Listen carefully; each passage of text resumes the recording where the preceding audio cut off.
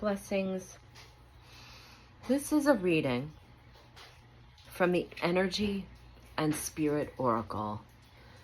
This Oracle deck embodies all of the unseen world. So this could be from the Ascended Masters, the angelic realm, spirit guides, and our loved ones that are in the fullness of spirit. First, I would like to say thank you to Source for allowing me to be the medium of light. And I ask all that are in spirit to please step forward, whomever would be kind enough to share a message for the highest good. Thank you. I'm very grateful. And then, in order to bring the energy through the reading, my guides have taught me that there is a certain alignment that needs to be focused on, which is that of Source, Creator, the universe, all that is. Shuffling the cards moves the energy in the space and it opens up the alignment. The second moving of the Oracle deck is for Spirit or higher self. This opens up the alignment for this space. So all that is flowing from Source clearly comes through the higher self in spirit. And then the third movement of the cards of the Oracle deck helps bring into the movement of soul. And this is the small, very small part of us here. Although we're expanded in our heart, expanded in our consciousness. This is the small part of the higher self that comes here that expresses a personality, that helps connect to the soul purpose and the journey. It helps us navigate and animate the physical. And then with that, I just move the cards around. Sometimes they will jump out. That's the one that Spirit is guiding towards. Sometimes it'll, like that one. So they're saying right away, these are the cards. And there's three. And the first one is prosperity, abundance, and success. And with this one, they're bringing my attention to, it's not all about the castle at the end of the yellow brick road. It's not all about abundance. That there actually has to be a physical amount of something that is plentiful. But the abundance comes when we are in that state of consciousness where we're starting to see with our inner eyes all that is really around us, because Spirit is saying that they're here with us always. It's superimposed in our world. It's kind of like we hear the saying, they're reminding me of the rose-colored glasses that we wear, these rose-colored glasses sometimes, and we're told to take them off metaphorically. But in a way, this is kind of the opposite. We have what we call a veil. And sometimes that filter or veil that we are peering through makes it seem that we cannot connect to these unseen world, and we're not seeing the abundance that's around us. There is a plethora of help for us in the unseen realms, the higher frequencies. There are guides and angels and our loved ones. We know this. They're always walking with us. They're busy doing the things that they need to do. They're healing and finishing another part of the journey that they're on without a body. But all of this is here. It's right here, all around us. It's kind of like they're giving me the analogy of the computer is only as good as a programmer. So the abundance is only going to appear for us when we are in the frequency. This isn't about manifesting things. This isn't about we have an idea for a new piece of technology and we have to bring that forward, right? We have to create that. This works a little different. This is a different perspective that they're giving. What if, and I'm inviting the idea of this to see if this makes sense in some way. Let this sit within your being. Sit with this a little bit. Listen to this a few times and see if this connects. That everything holds a frequency. We are frequency. Sound is light. Even the planets.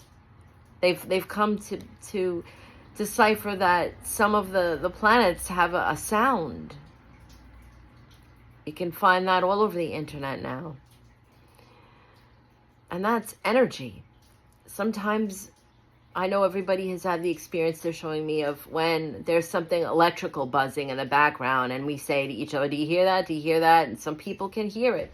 Some people can hear the sound or see when the LED lights are pulsating. It's a frequency that we turn into. We notice these things, our awareness. Sometimes we could feel like somebody is looking at us and you turn around and there's someone kind of looking our way and you get the chills and you say to yourself, I knew it. I knew someone was there. This all is practice for us so that we may get into this expanded state and see the abundance. So Spirit is encouraging that abundance isn't necessarily creating and manifesting these dreams that we want. We can create all the inspiration boards we want, or we can pretend what it feels like to have the new job and imagine ourselves there and what that's going to feel like, and all of these things that we do when we think we're manifesting. Really believe it.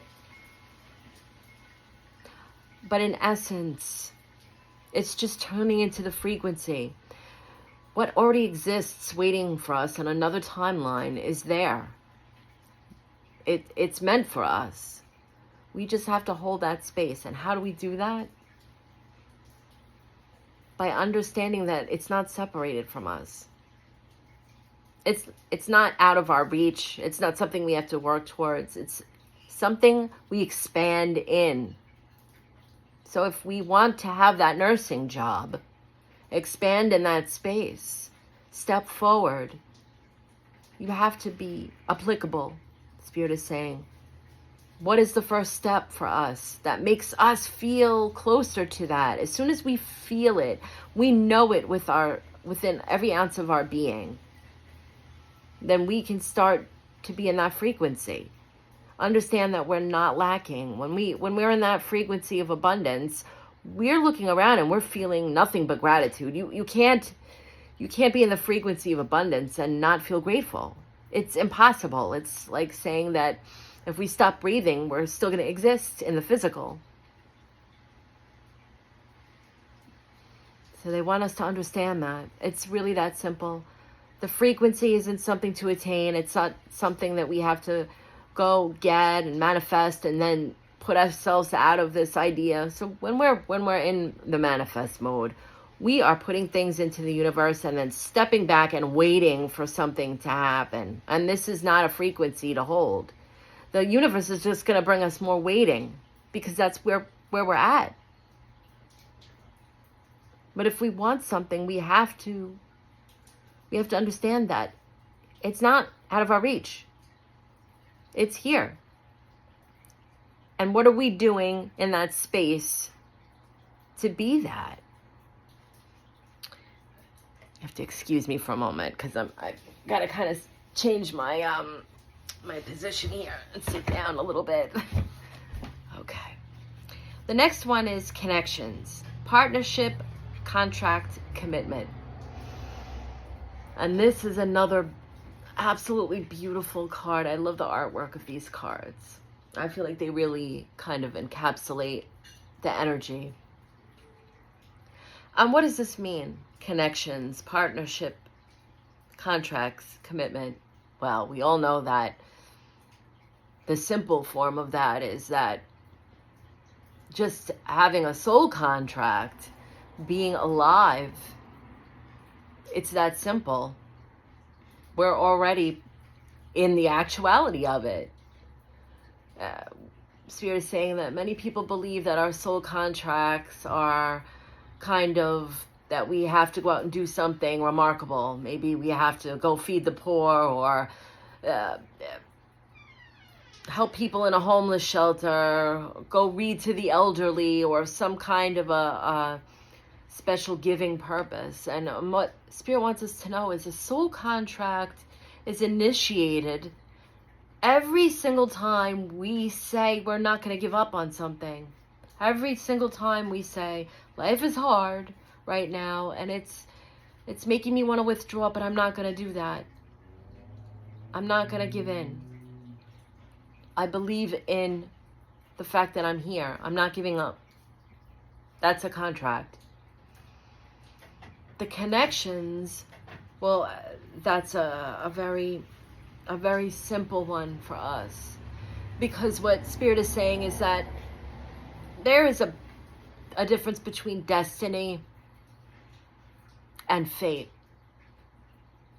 And to define this, the way they're explaining this is that we are destined to connect. We are destined to the people that come into our lives. Whether it's something simple like someone at a grocery store that we see every time we go at the checkout. Spirit is saying that these people are destined to connect with us. Before we came here, we have a soul contract. We're going to meet up again. But what we do with that connection, where we proceed with that connection, what we learn from that connection, that's up to us. That's our free will. So the destined part, the connections, are guaranteed.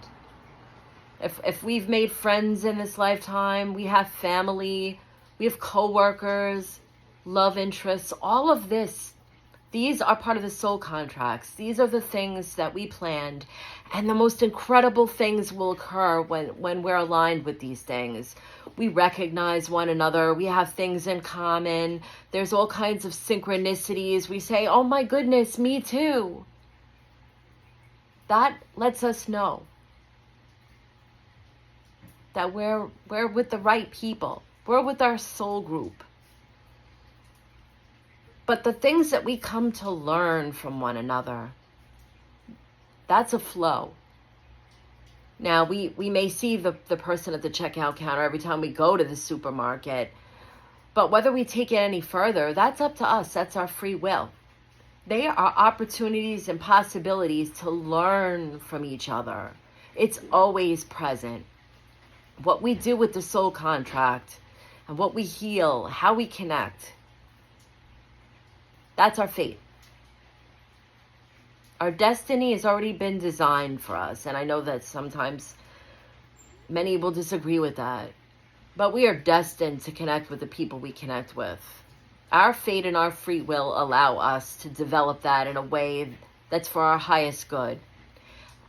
And when those contracts are finished, sometimes we're not going to complete something that we've set out to do with each other. Sometimes the souls cannot complete a contract. There's too much disarray or disconnect. Maybe the personalities cannot coincide with one another. They're not flowing. So we have to step back. There's no punishment for this, Spirit is saying. We may get another try in another lifetime, or we'll see each other again on the other side. And we can say, well, we gave it our best go.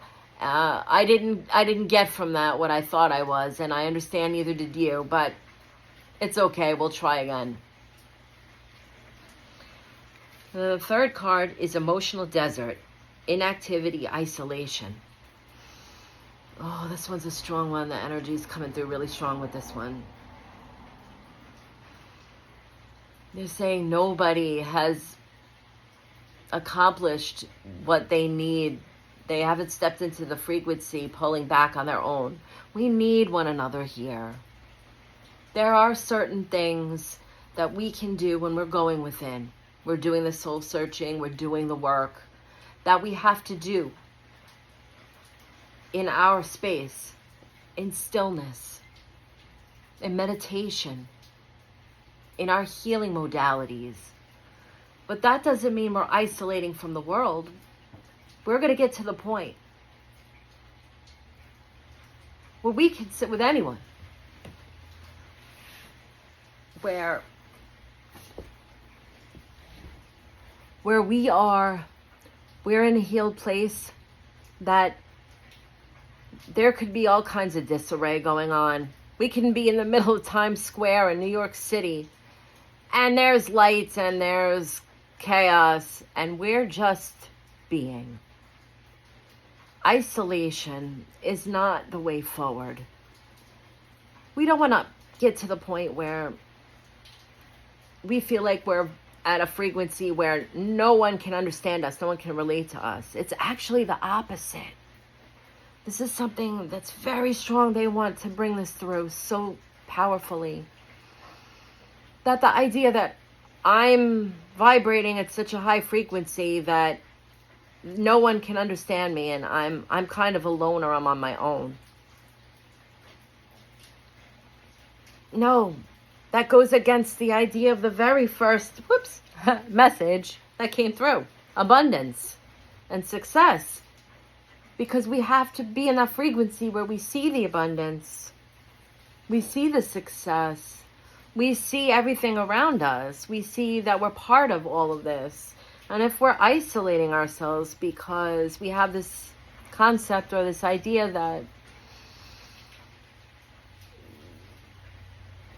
that we're a little higher vibratory than most people and we're just cutting everything away. Yes, we need boundaries, and we shouldn't allow narcissism in our lives, or we shouldn't let people use us and abuse us in any way.